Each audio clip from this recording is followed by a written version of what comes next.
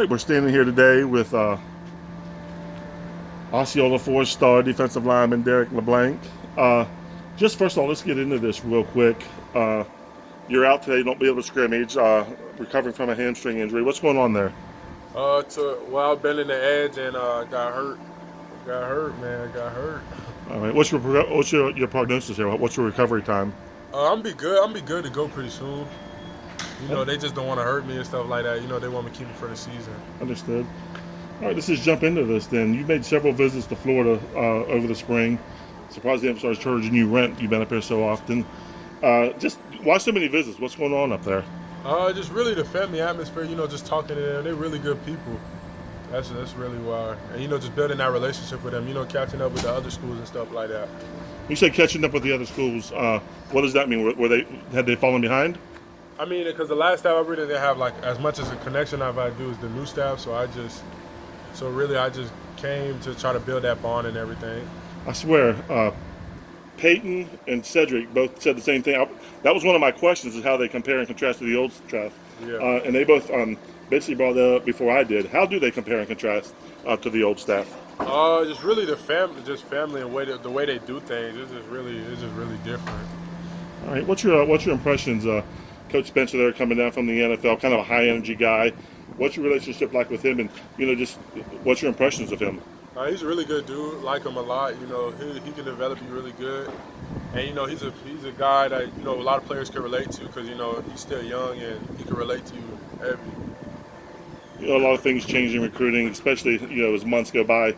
But back in December, you released the top 7 of Central Florida, Clemson, Florida, Miami, Ohio State, Oklahoma, and Penn State. Is that still your leaderboard? Has anything changed at all? Nothing changed really. So nobody's dropped off. No one's been added. No, sir. That's really it. All right. So that's it. That's the final 7. Yeah. All right. Out of those 7, and not to say that you have any leaders or anything like that among those 7, but is anybody saying that they're going to be there until the very end? Out of those 7, Oklahoma, Florida, Penn State, and Miami. All right.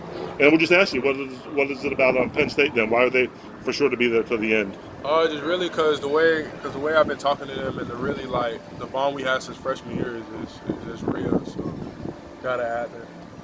All right. That was a nice interruption there. That was Penn State. What about Florida? Why would they be there until the end? Just building that bond. Just seeing how they are and everything. They're really good people, so I think they'll be there until the final. All right. And then you said who was Florida? We just did Florida. Yeah. Why Miami then? Miami, because that's where I'm from, and nothing's really trying to change. Even though the coaching staff just came, Miami's always going to be Miami. And who was the 4th one you just said there? Oklahoma. Why Oklahoma? Because Coach Bates and Venables and them, they're really good people. And those are they recruit me hard at Clemson. So talking to them, and they've been talking to me since my freshman. So keeping that bond with them really good. Up next, official visits being set for the summer and then in the fall. Do you have any set at this point? June 17th, I'm going to Penn State. June 10th, I think I'm going to Florida. Those are 2 in the summer. What about the other 3? I don't really know yet. I think I'm going to set them up pretty soon. But for the summer, or do you want to take those in the fall? I think summer. All right. Because, like I said, I talked to Malik Bryant yesterday. I just talked to Peyton Kirkland, and you guys are the 3 that are going to make that July 23rd announcement. And just why come together, the 3 of you, and make that announcement on that day? We just want to do something big, something never done before. And it's going to be a big thing for the whole city to see. Talking about Bryant yesterday, he said, he's going to announce that day. Recruiting isn't over that day. He's not going to sign anything. And he still plans on maybe looking around and stuff. Talking to Peyton earlier, he said when he makes that commitment that day, that's over. Where do you fall in that range? Are you more towards where Peyton's going to be? It's over, or are you going to still look around, or how's that going to work for you? I really think I don't even know yet. To be honest, I don't even know. I think when I commit, then I'll probably be it. But you don't know what happens in this recruiting game. Sure. And then just going down through there, who are some of the coaches? You have these 7 years, so obviously you're building relationships with those coaches, but who are some coaches that really stand out that, when you see that they DM you or you see that they're calling you, that you really, you want to pick up the phone to speak with them? Who are the guys you really enjoy interacting with? Coach Bates, Coach Napier, Coach Tony, and Coach Cristobal on there. They're really and all the 4 people at all 4 schools I named. They're really good people. All right, so they're all good people. There's some are close, some are far away. What's it going to come down to? What's the most important thing to you? I say really development.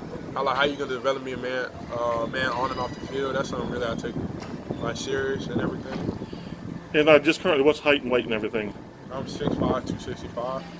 They are recruiting you kind of like a strong side edge type, or somebody's going to move inside? I play everywhere. They say I play anywhere. Anywhere? I appreciate you, man. Yes, sir.